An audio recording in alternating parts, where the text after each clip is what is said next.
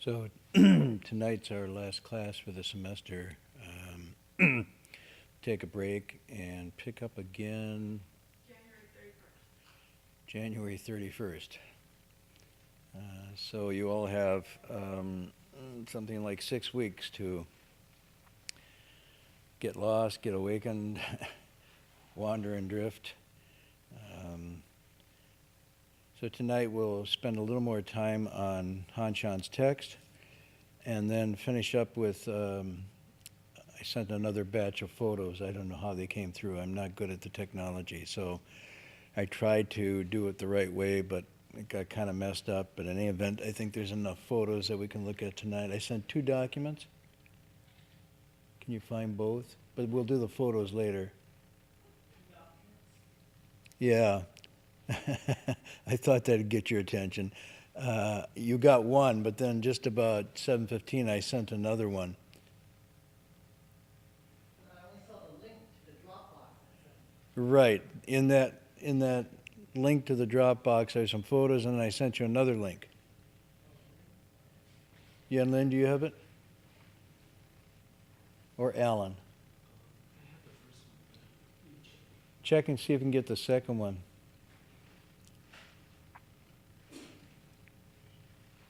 And these are the photos of our recent trip to Taiwan, and we looked at some of them last week, and we'll look at some this week. This week also has some ones of the food, so if you're interested in getting ready for the holidays, this will stimulate you. Okay, so let's go to the text. So if you just go back a little bit, I want to string this all together. What Han Shan is saying here is something all the great teachers tell us. It's actually quite simple. It's just basically saying that this spiritual awakened state, this spiritually whole condition is intrinsically possessed by us. It's inherent. It doesn't increase or doesn't decrease. It's not greater in some people or less than others. It's uniformly the same. It's realized differently at different times. Some people more fully realize it. Other people, it's kind of dormant, waiting to be realized. But the essential nature is everywhere the same, whole and complete.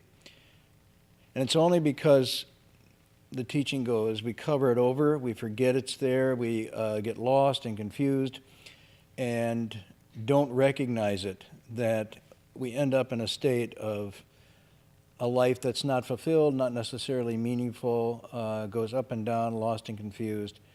And as a patriarch said, unless we discover something deep inside ourselves spiritually, it ends with a kind of bitter regret or a kind of just whimper, as T.S. Eliot says. So here he's saying, why is it, what is it about us that keeps us from seeing what's intrinsically there? And he's saying, these are basically the kleshas, or what we call the afflictions now, and these are mental, emotional attachments, obstructions that we bring on and tie ourselves into knots. And the big 3 are greed or thirst, craving, hatred and aversion, dislike, and then just confusion, stupidity, foolishness. But it goes on. It goes into layer upon layer of these as they move out. Most of these, he said, are fairly easy to deal with. We recognize them. We know we don't want to be that way, and we can work on them and gradually kind of refine our human personality, our human character, and become better and better people. And as we become better and better people, it naturally starts to move into more and more spiritually whole and complete. So the spiritual is not something esoteric or transcendental necessarily, but it's along a continuum of the perfection and the refinement of our basic humanity. So this is why it said that human nature is this Buddha nature, this Buddha awakened nature is intrinsic to human nature. Now, he says, however, when we got to last week, he says, although the superficial aspects are fairly easy to deal with, there's a deeper root, there's deeper obstructions, deeper clingings that are almost unconscious to us. And these are much harder to get around. And he calls this sickness. He uses the word sickness. And the one he goes into is this first one. That's why I'm going back to last night's text. This thirsting for esoteric special states. Okay? So this is the one he highlights. We could go into others, but right now he's going into this. And actually, this one is the one that, from my own experience over the years, I've seen again and again as being the major obstacle for people advancing in their spiritual practice. And it's a kind of paradox, or it's ironic, because you would think that wanting to have, wanting to achieve, wanting to get spiritual states of body and mind, elevated states of body and mind, far out, esoteric, wonderful experiences that are ecstatic, that are more than uplifting, they're just mind-boggling. These are the things we associate with the mystical, with the entry into the divine, and so forth. You would think that that is what it's all about. But what Han Shan and these masters are telling us is actually that's not what it's about. And that's where we go wrong. And the reason we go wrong is not so much that you can't have these kinds of states, because certainly the texts point out that you can, but that they're actually a diversion from the real awakening. And the reason is because it's not something outside of us. It's not something outside of our own being and our own life. It's right within it. But by looking for it outside, by looking for these special states, we ignore what's close at home, look for it afar, and get lost. And so the whole thing, he says, do not thirst for this. Don't thirst for anything. This goes back to, we just finished a section of the Platform Sutra. And very early on in the beginning, the master, the great master of the sixth patriarch in China, tells his students very simply, almost identical to what Han Shan's saying here hundreds of years later. The text says, Puti zisheng benlai qingjing. The Puti, Bodhi, awakening, this awakened condition, is just our own fundamental purity. In other words, our own fundamental purity, meaning wholeness, completeness, is just the awakening. And then the next line says, just attend to this and you will straight away realize Buddhahood. So it sounds so simple and so direct. And yet, once we start doing this cultivation, it's really easy for this desire, this thirst to arise of wanting something other than this ground as the basis. So the arena for awakening, the Bodhimanda, is just our own body and mind. But it seems too simple. It seems too matter of fact. And sometimes it's a little more difficult than we think, because when you actually start going and working on it, you realize, wow, I've really drifted far, and this is not going to be easy to recover. So the text tonight then says, everything is very natural and ordinary about this. This awakening is a progressive coming into the fullness of your own being. In fact, it's better to say you don't get enlightenment, you don't get awakening. It's rather something you turn into. It's rather something you become. or return to. And so it's a who, it's a different who, rather than a thing that you get. So the awakening is actually just a change, a transformation in you, and you're different. And that difference is the awakening. It's not like something that comes from outside and then infuses you or something. So you are not the same person you were when you started. You become awakened rather than get awakening or get enlightenment, if that makes sense. And it's almost so gradual sometimes and so natural, we think there's nothing going on. So you can be coming here for a couple years, maybe just not on Friday, not other nights, you're holding the precepts and whatnot, and you don't even see that this is happening. You don't see how this transformation is occurring. But other people can if they've known you for a while and watch this. I can see it, not myself necessarily, but I see it in students who come. But then at a certain point they think, oh, nothing's happening, I got to go and get something exciting, and boom, they go out and they're on their way down a side path. Yes? I probably should have asked this when we were translating it, but the word ordinary in English sort of connotes something dull, lifeless, like, ordinary dirt or something. But I suspect from everything you've said about awakening and the sense of wonder that can draw people into this practice, that that's not the sort of ordinary we're talking about. The natural part of it seems more like an apt word for what we're describing, but is this a different kind of ordinary? I guess is what I'm asking. This is an extraordinary ordinary.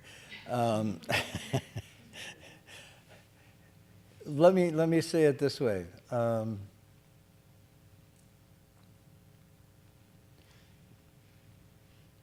When you're far away from it, it seems extraordinary. When you actually realize that it's ordinary. And so there's a wonderful line from the Heart Sutra in a verse says,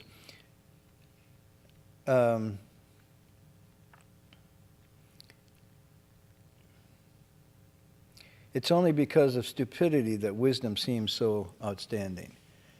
In other words, if you're in the state we're in now, then the awakened state seems to us to be very far out and extraordinary. But actually, when you grow into it, let me use that language, not get it, but you grow into it and become it, it doesn't seem extraordinary at all. In fact, the statement that all of the masters have made consistently is, wow, how unexpected. It's so ordinary, it's so obvious, it's so evident. How come I did not see it before? And so what seems extraordinary upon awakening is the confusion. In other words, the normal, ordinary state is awakening. Our state is not the normal. It's the extraordinary. And from their point of view, it's like, why do you persist in hanging on to this state? It's extraordinary. Every day you go on suffering, create all these conditions to make yourself miserable. This is truly extraordinary. And they say it's just so easy. But see, Not dull. well, dull or not dull, the language of dull, not dull is not used. They do say it's wondrous. Aha. But it's wondrous by contrast to the switchover. So is it wondrous in the sense of you're always high and stimulated? Not necessarily. But it's wondrous because existence unfolds in these just really interesting ways when in the state. You see things as they really are and how they unfold and so forth. So you might say it's wondrous, but even there, they say the wonder is also ordinary. It is, in fact, how our life should be, full of wonder. And that's ordinary, if you're following.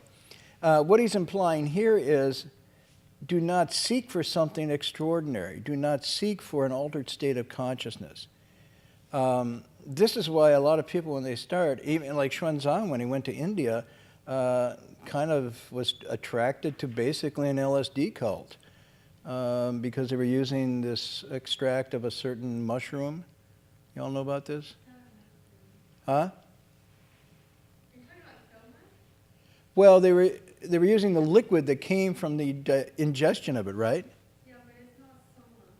What is it? It's not a mushroom. What is it? Well, there's like 30 different ideas of it. Right. Okay, so there's some plant. Okay, some plant. Some people think, Kind of alchemical process that happens within you, and they have this external kind of ritual that they do right. to show through the extraction of this plant. Have you tried it? I stopped on one of the little things. I didn't try like the ritually performed. There was a cult in India at the time he was there, and he was invited to join into this cult, and decided at the last minute not to, because he understood the principle that if it comes from the outside, it couldn't be really the essential nature. Therefore, anything you rely on externally, like drugs, was just going to be an up and down, a conditioned dharma. Therefore, he pulled away.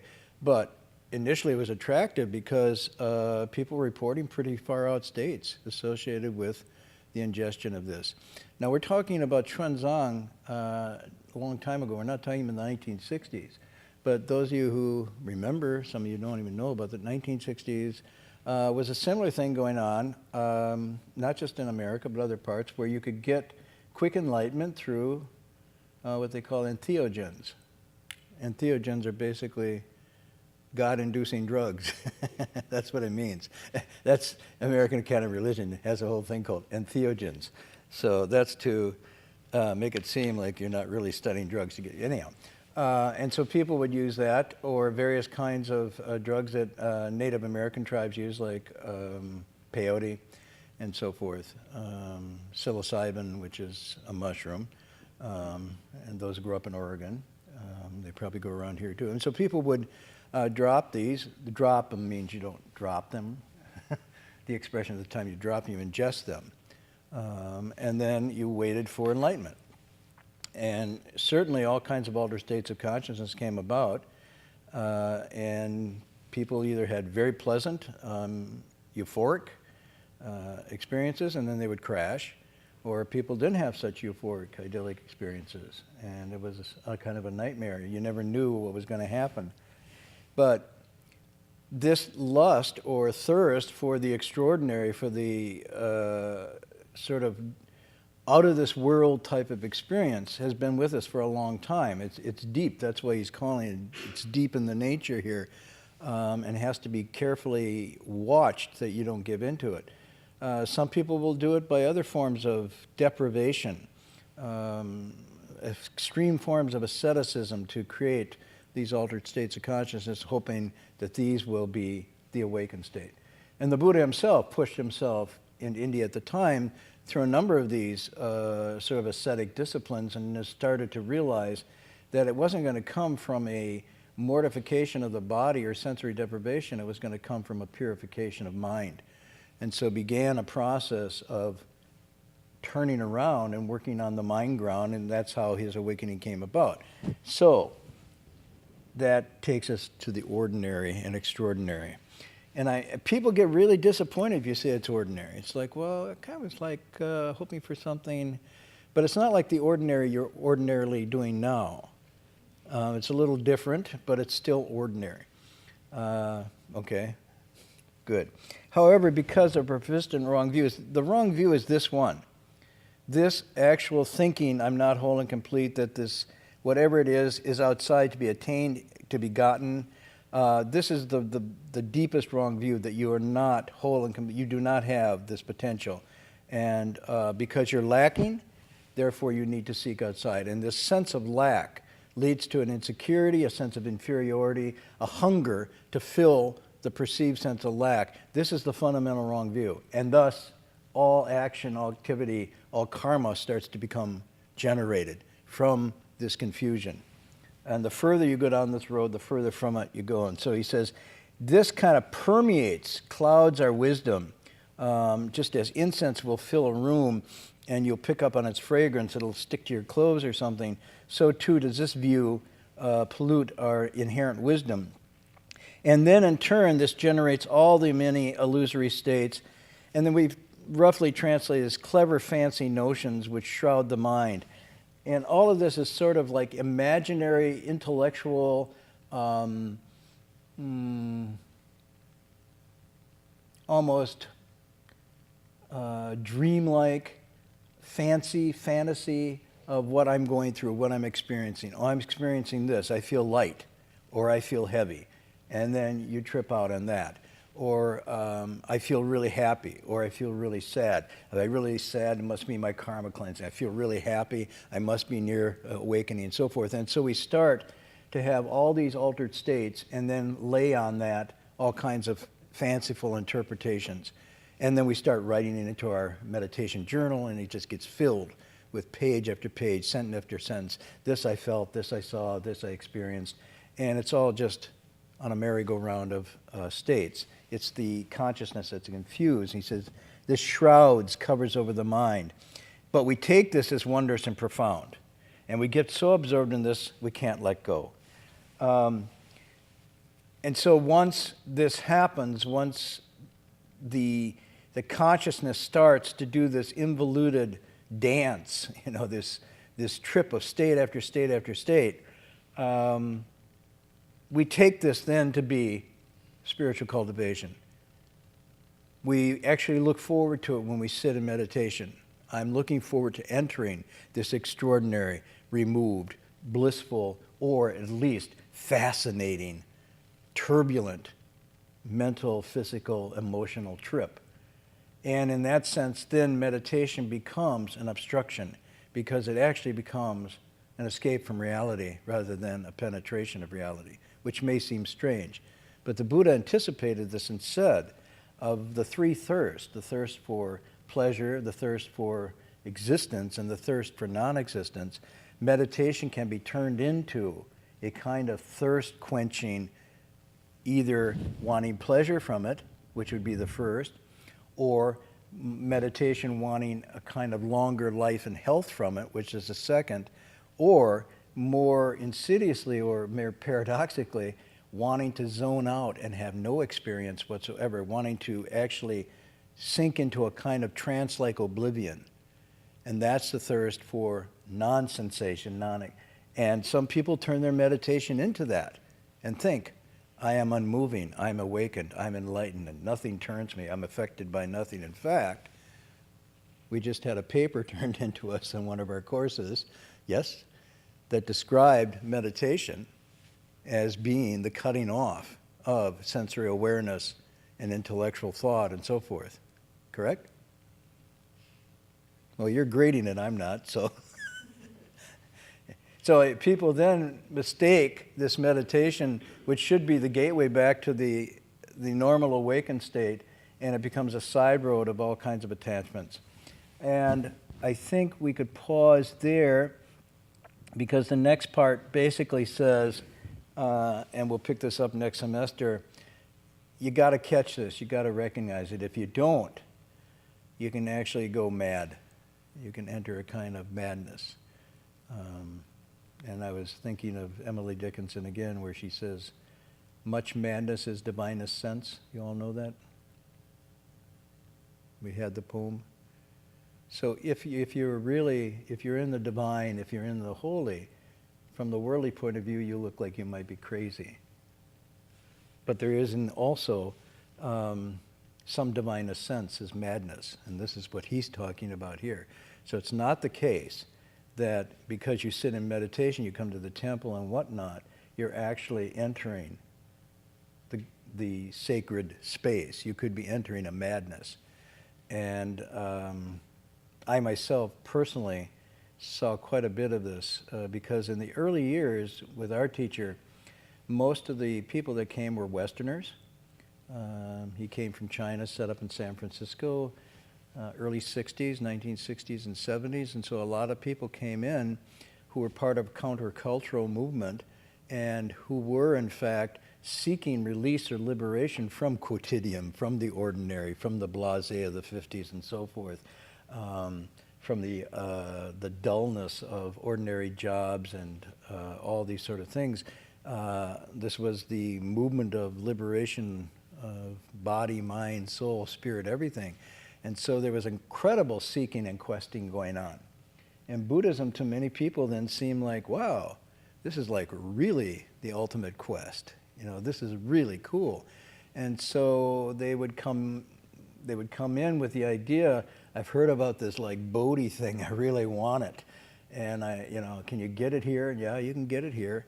And then it became, I'm going to give myself 2 weeks. I'm going to push myself to the extremes of, asceticism, fasting, all kinds of things to try to catapult myself into the awakened state. Get Satori, get Bodhi. And so it was kind of, from my teacher's point of view, it was actually sort of funny and sad. And he had to work with us through this, which wasn't always so easy.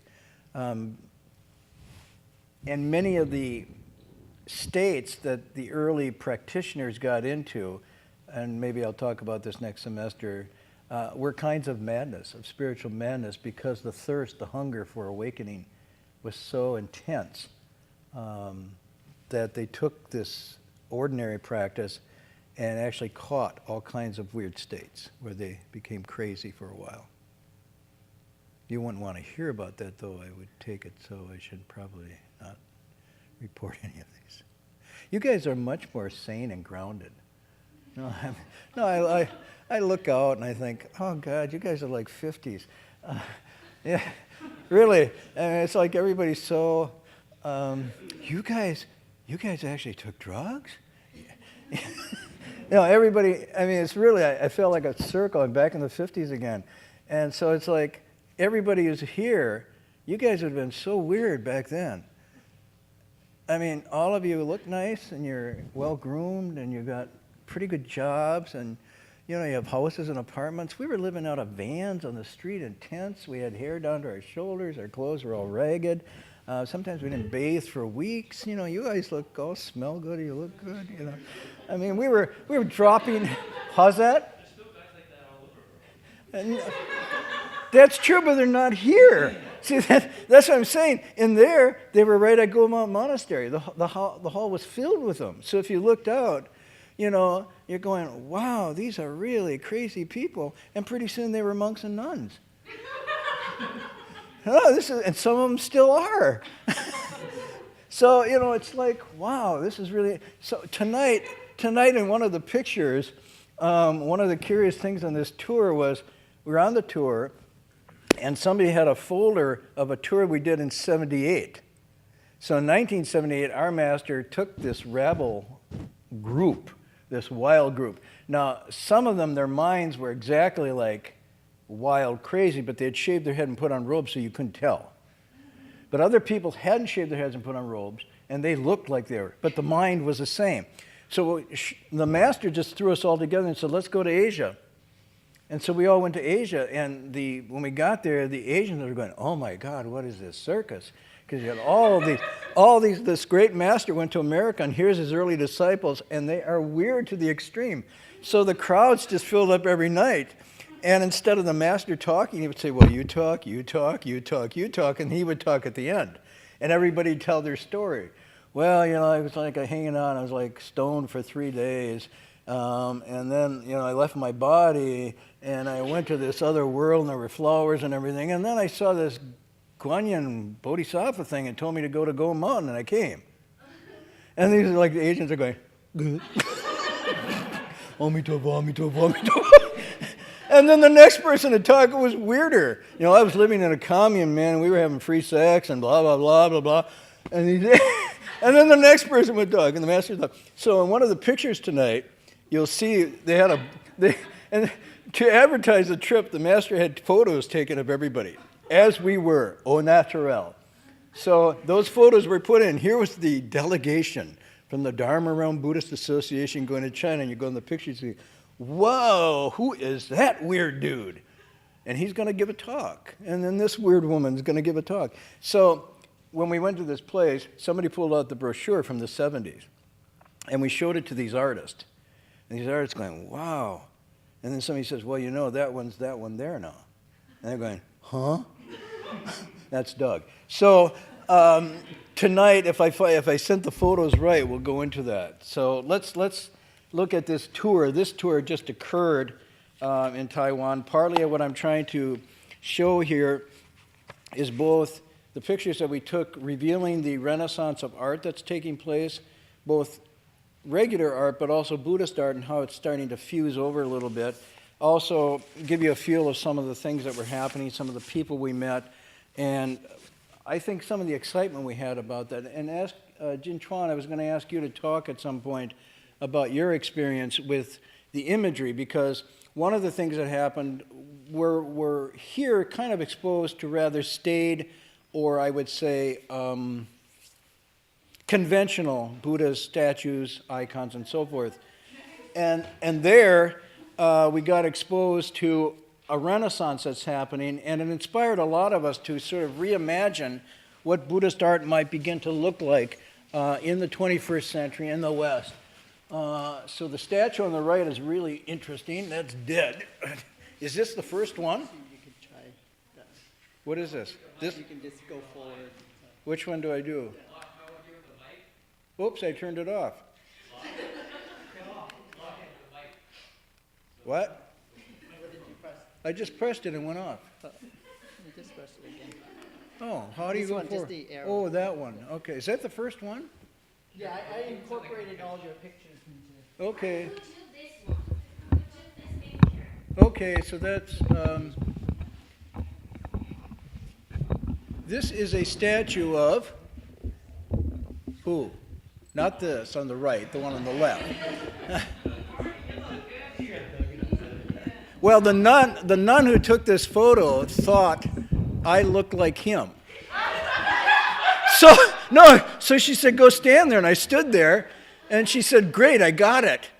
So somehow, that's supposed to be Bodhidharma, Yeah, it's Bodhidharma. and that's supposed to be me, and she thought they looked alike.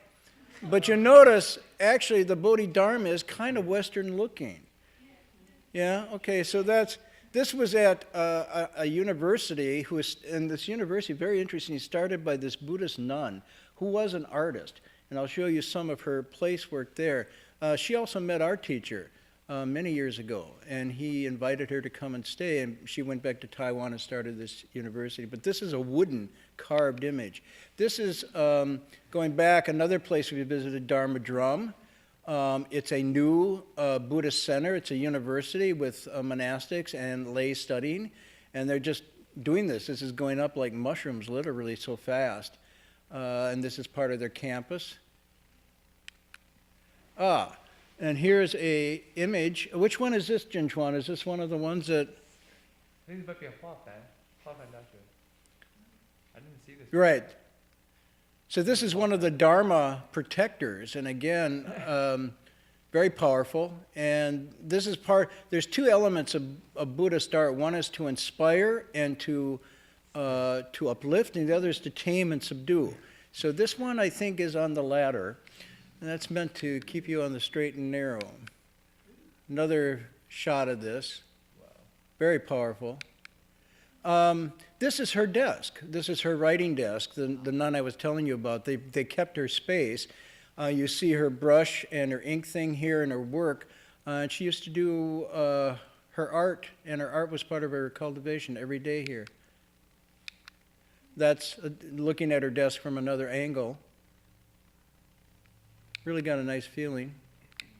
I'll just go through some of this. Yeah, close-up of her. Now this is another university. This is about 20, 30 minutes from Taipei. This is Taipei Dashui, the University of Taipei. It's probably the funnel institution for Taiwan. In other words, most of the people that run Taiwan, the judges, the lawyers, the professionals, the engineers, all go through this university. So it's a portal university. This is their new library, which was really impressive. And I asked him what that is on the right. Now, those who are on the trip can't answer. What do you think that is, though? Why that design? Besides... Environmental reason for the rain to come down? Well, it's environmentally green. This is a very green building, but that's not why that might be there. But the reason it's there visually is because it's meant to show you books reaching out of their shelves. So it's got this dynamic quality of the books opening. Isn't that cool? These are our nuns who were having a really good time that day. on the tour. That's not a nun, that's Jin Chuan. Although it's hard to say, you know, but they were really having so there you go into the main library. In that space in between, they've created spaces there where students can just sit. You can't see it. Wonderful benches or couches on those walkways where the sunlight and the plants that are there just come in and completely change your state of mind. So if you get zoned out reading too much, you just go there. This is the discussion we were having. That's Dharma Master Han Shan. He started off. That's me next to him, and we had a really good discussion on higher education and spiritual. Now there's one of the lunches, okay? Yeah, that's, and you can't see what's under there, but it's these soups, and that's guava, and this is like fairly typical of the wonderful vegetarian food, and it's all fresh. It's really quite tasty, yeah. There's Franklin and myself. I don't know what we're looking at. We're marveling at something, touring this university. Dharma Master Yin, who's now studying at Cal, is in between us. And this is the whole group in front. So the president of the university is right between Hung Shan and I, and then members of his staff and faculty, and then our group, and then in the back. Now the two girls in the pink, really interesting, they were our tour guides, but you notice they have identical smiles. And I asked them why their smiles were so identical, and they told me, well, that's the 8-tooth smile. And I said, the 8-tooth smile? Well, you only show 8 teeth. And I said, how the heck do you, she said, and then she showed me the picture, and they took sticks, and they put them in their mouth, like popsicle sticks, and you lock your teeth. And this is part of the practice. So they've mastered the 8-tooth smile by chewing on these sticks. Yeah, this is fairly common training. Okay, so here we have, this is the side, again, we're going to some of the images of probably a monk or a hermit painted on the side of a vase, and you just see the wonderful, come on, another vase painting. That's very powerful. That looks to me like it's probably etched in there, but it's pottery. Come on. You want to point towards the computer over there. Oh, over there. Yeah. So I'm stupidly pointing here and it's not doing anything. This is, when we got to meet this collector, he took us up to his private collection in this temperature-controlled room, and there's just row after row after row of these sliding panels that come out with stuff on both sides. Yeah. Just amazing. There's another rendering of the one you saw last week. That's a painting that's a little bit smaller than as you see it here, but not much. That's how big it is. But again, look at the work of pastels and the inclusion in nature. And then this Western influence that's moving in to their creativity. We'll see some of the artists again. Here is a picture I got of somebody, actually, this is all hand done, by the way. So on the 3rd floor in this workshop, they're doing this all by hand. She's putting on the 2nd layer, there'll probably be a 3rd and 4th, and then as it dries, it's baked all at the same time, and then all these different colors come out in the baking. I pointed and it's not doing, oh, there we go. One of the artists, a professor of art who's working up there on the spinning wheel, explaining his work. There's another one, he's working on his. The very raw stage of this. And you see the background, it's actually quite a nice setting. Yeah. They're all being supported by this one man. All these artists are working there, and they actually are having a very good time.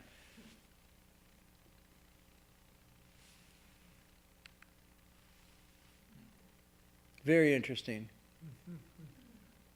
It's, you know, it's like it's modern, yet it looks a little bit like it could be South American, it could be a little bit Spanish. It's really interesting. A carved guanyin. Downward. Downward. There you go. There we go. Yeah. Just a single bamboo leaf. This is a very nice set. You get a sample of the simplicity of design. Look at that. Yeah.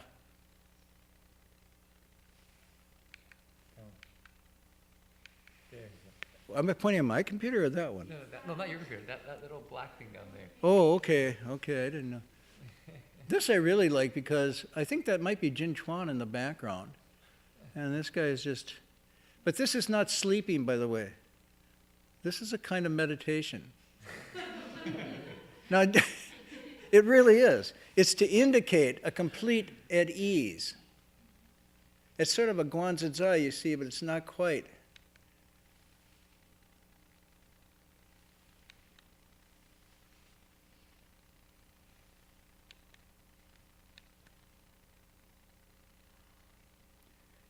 What we were all struck with, and I think Jin Chuan might talk about, is the dynamic, live quality of this. It's not static. Maybe talk a little bit about how this, what your effect on you was. Well, I think first you look at the images and they, given my background, it's not very much an artistic background, but I could definitely appreciate these artwork because it's, as Martin was just saying, it had a lifelike quality to them. You can see it's almost like they're looking at you or they're about to do something. And you can see the life from the artistry. And the other element that really moved me was the sense that the images weren't kind of locked in, 500 years ago. It wasn't like I'm looking at ancient art. This is from the Song dynasty, this is from the Ming dynasty. It's actually stuff that was modern. It was contemporary, but it was definitely rooted in the tradition. It wasn't like this kind of contemporary art that was not rooted at all. It was kind of floating around. It's actually very much in the tradition, but something that I could relate to. So what I was telling Marty, and then when I was going back, wow, you know what? For our images, these images, my Asian kind of half can appreciate them, given I'm Asian American, but my American part can also be inspired by it. I can feel my upbringing from the West relating to the images quite a lot. So these are just some of the images, because they have a real lifelike quality, a spirit to them that for some images you see it just seems like they're from another time and that other place and not related to what's going on now. And then the question, the debate became, well, are these art and not, quote, proper religious images? And the question was, well, then what are the images supposed to do? Are they supposed to evoke these pure spiritual feelings? And if they did, as with Jin Chuan, then why wouldn't they be religious icons rather than simply art? And a lot of these is really amazing. You just see a piece of, like this on the bottom, could just be a rock. And then this emerges out of the rock. So there's this like sense of a fusion with nature. And this is a more standard Guanyin, and they're doing that too. They have both. And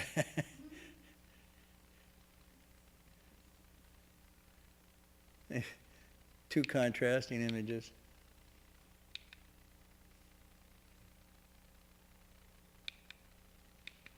Okay. Oops, did I go too far? Yeah. There. This, Yes, the teapot. but there's a kind of, it draws you into a playful light energy. When you come out of there, you actually feel light in spirit, light in, isn't that, huh? Yeah, well, see, we'll go, there we go.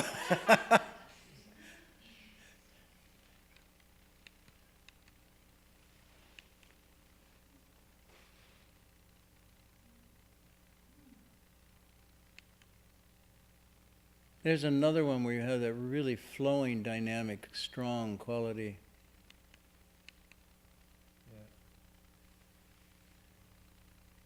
So the thought was, if these were in the temple, for many people this would inspire reverence and awe and a kind of, because the images should have the effect of cleansing the mind and the heart. They should uplift.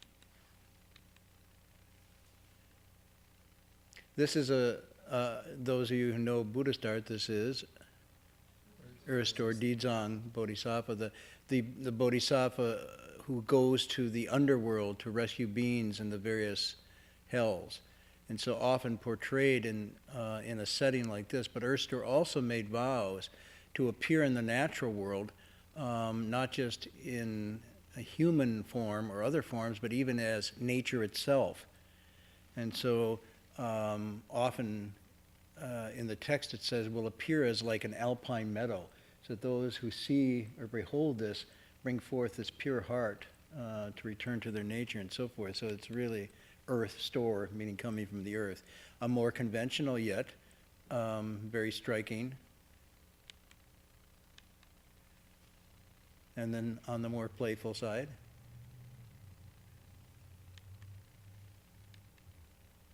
Again, another earth store, but you see the connection to the earth behind. And then this is yet another form of meditation.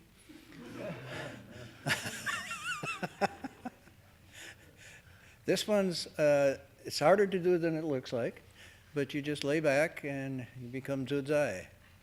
So I think we should do this the next time we have a retreat, say 7-day Chan retreat coming up. Look at that relaxation, huh? As Lao Tzu says, the sage at all times hears and sees no more than an infant hears and sees. It's a wonderful... Now, I made the mistake. This was the first thing brought out at the table where we ate, and I thought, well, down the hatch. And actually not. This is for washing your hands in. So, so you put your hands in there and you wash them with the rose petals and you squeeze a lime over. And I thought, gee, that looks like something I would have sold as a kid in a lemonade stand. Fortunately, the person who was with me caught me just in time before I drank the bowl. Here is a dessert dish inside. I believe that's a, not a papaya, right? And that's actually gold leaf on the top there. By the way, this stuff looks like it'd be really, it's not that expensive. Yeah, mouth-watering, huh? These are all vegetarian. Now these are really delicious, but the stuff on the left is actually drawn on there with balsamic vinegar. Yeah, so that whole, because I kind of ran over it thinking, well, that's a cool plate, and started to melt into my, so it's part of a flavoring condiment that you put on there. That's drawn by the chef with balsamic vinegar. What are the food items on there? The food items are kind of like rice cakes with some kind of date or something in the center. And then this is a flavoring too on the plate. So they're sweet or salty? Somewhat semi-sweet, but not real sweet. This is a lovely, another dish. And they're all just nicely prepared. Here is a soup porridge that was really good, and it comes in this heated bowl, and so the smell you get is sort of like water hitting rocks, you know, like a sauna. It's a really invigorating, wonderful smell. I'm getting hungry just looking at this. Okay, yeah, here's a dessert. That's passion fruit, so you take the top off and then you scoop out the passion fruit. The pineapple there is to die for. It's really good, and this was surprisingly good, that little pastry thing on the left. And that's the teacup for the tea that goes. Okay, so now we're back to, I'm taking pictures of people, and again, I'm just struck again by the humane, the relational that's so strong in Taiwan yet. This little girl was taking a picture with her mom, and when she saw me, she gave me starting to give me the peace sign. So, and again, I said of the groups there, the fifth most trusted are strangers. And I found this is another case in point. This I really like because as they started, she was wobbling a little, and the first picture I have is him reaching his hand out, and she's reaching hers up, and now they've connected, and it's big brother helping little sister down the stairs. And she's her diapers, she's still in diapers.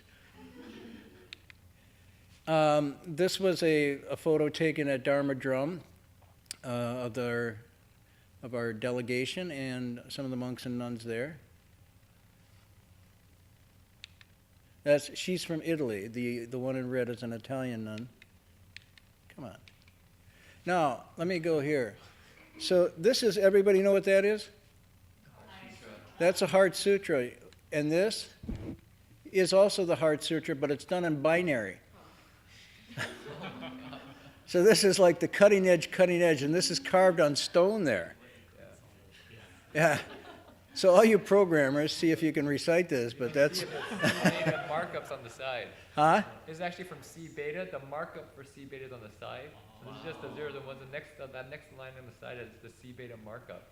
That's directly from There you C go. beta. So this is at their library, another version. That's the heart. Hung Yin and the Italian nun talking, and that's Professor Du, who is here visiting in the background, and we had a wonderful exchange. Same, this is Bodhidharma again. Another, and boom. No, it's right there. How do you know? He's probably very happy. Or maybe he said, oh my gosh, I got a bunch of American students coming. Whoa. No, there. He's happy. He's always happy. And there's a version outside that I shot. That's actually bronze. This is an image that's in the workplace of the nun. She gazed upon this every day as she did her artwork. And there's the group. A couple of Dharma masters, it's Doug Powers, and we're in that room where she had her setup. This nun is very interesting. She went back to get her PhD in her late 50s and finished when she was in her early 60s. Very quiet and so unassuming, but really quite a nice character. This is a view from a porch of that university called Wafan. It's in the mountains. Lovely location. Again, not too old. Stacy, you said you were there for the groundbreaking. How old were you when then? You don't know how old you were? Oh, how old could you have not been? You were before you were what? 7 or 8? Yeah, and now you're 18, so about 10 years ago. Okay. Again, just to give you the sense of the play of colors, this is at the art place, but you know, on one hand, you can see this almost Monet, Matisse, you know, thrown all together in brilliant, beautiful colors. This almost reminds you of Georgia O'Keeffe. And yet, you know, a lot of people don't know Georgia O'Keeffe was a Buddhist. And so her early art was inspired by Buddhist principles. Yeah, that's another story I can tell you later.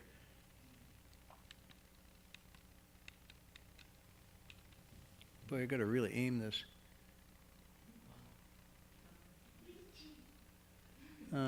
Look at these. Just brilliant colors. Persimmons, right? This is a plate with the calligraphy on the plate in a circle. By the way, I don't know if this is a one, but at the museum, they had a plate like this, just complete circle, and then another circle with characters, and there's no punctuation. So any place you started it in red, it was a poem. If you started at this character and went around, it was a poem. You started the next character, it was also a poem, and there was and there was no time you weren't in poetry. No matter where you started, you'd end up with another poem. Right. I'm just saying there was one that did not. This is actually a painting.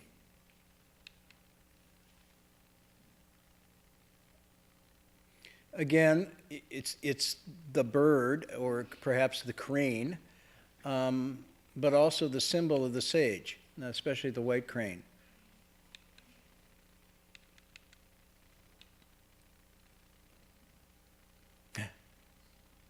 Very interesting.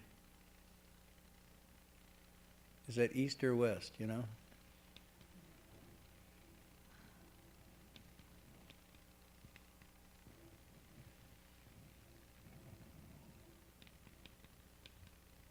Now this one he was especially proud of. This was the guy who owned it.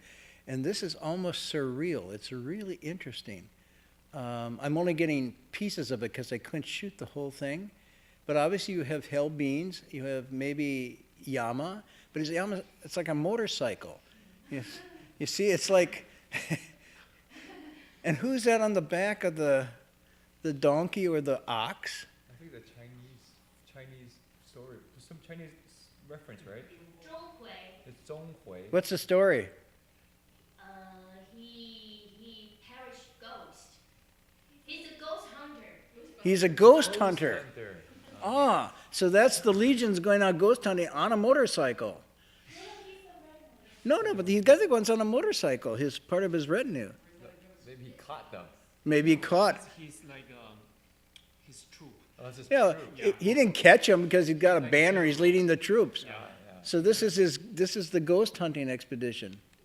And Marty, the fan, the Chinese word is very interesting. What is it? It says, when you see it, you become rich. Jim, sometime. Usually in Chinese, Uh-huh. and New Year's, people say that, for good luck. Huh. And then the other one says, world peace. Peace under heaven.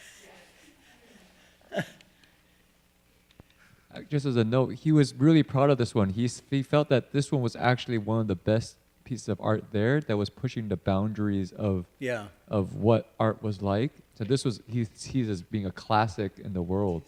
This particular painting, I mean, I couldn't really, He was. I Very couldn't proud of appreciate this. it, but this for him was like the piece, Yeah. the piece. Like this is gonna be And historical. This figure in particular, he focused my attention to.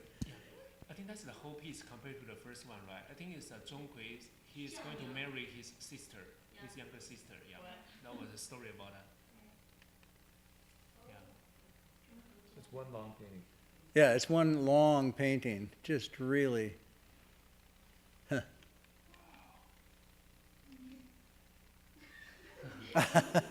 You're gonna marry your sister? What?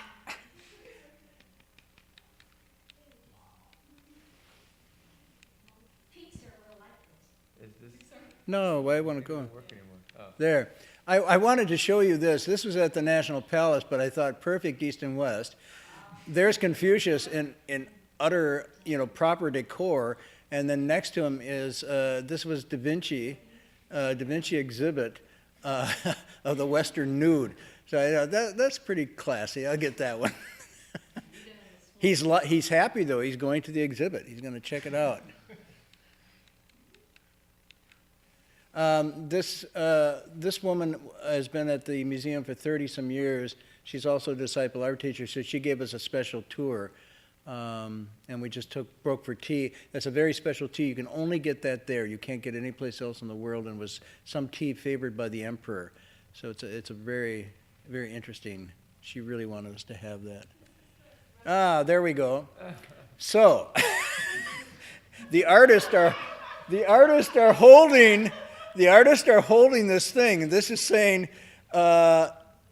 Guolei Powers, BA, MA degrees, political science, PhD candidate, philosophy, at Graduate Theological Union. That's him on that picture. And then that's him behind. So the artist is looking at it saying, what? Yeah, so that goes back to the original story I started with you. This is a sculpture. Yeah, really more traditional Guanyin. And then that dynamic.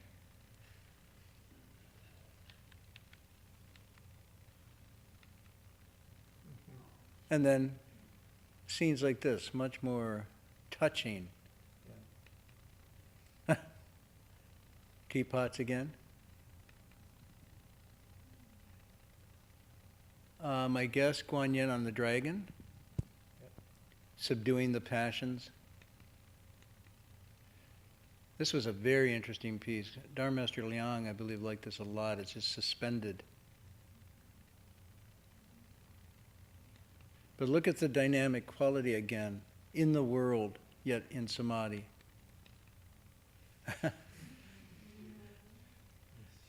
What's up?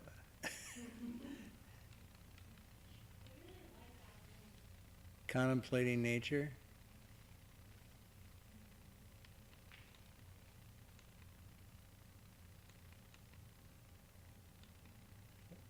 I think that's it, right? Okay, well, there's lots more, but I threw these together today at the last minute to give you a sense of some of the art. So anyway, that's it. I hope you feel uplifted a bit after looking at it. And we'll take a break until January 31st, did you say? 31st? Today's the last class. Today's the last class. Any announcements? Tomorrow we're having a day of Earth Store Bodhisattva Sutra recitation in Chinese, starting at 9 a.m. and going to 3:30 if people want to join that. And then on Sunday is Amitabha Buddha's birthday at the City of 10,000 Buddhas. So there'll be a big celebration, and I'll start a 1 week, or actually 2 weeks of retreat at the City of 10,000 Buddhas on Amitabha Buddha recitation, followed by 3 weeks of Chan. So if people want to meditate in pretty cold weather, I believe it snowed there recently, you can go up there. By the way, the winter, this time of the year, is really an excellent time to do long meditation, to do long sitting. So even if you don't go to a retreat, if you create a space for yourself at home and just increase your sitting time, you'll find it's very worthwhile. It's a natural time to sort of gather in the winter. And sitting quietly in Chan during the winter is a really nice practice. I already started mine today. Before my little niece called me and wanted to know what I brought her back from Taiwan. So. She took me out of my slot. We'll do the transference in English.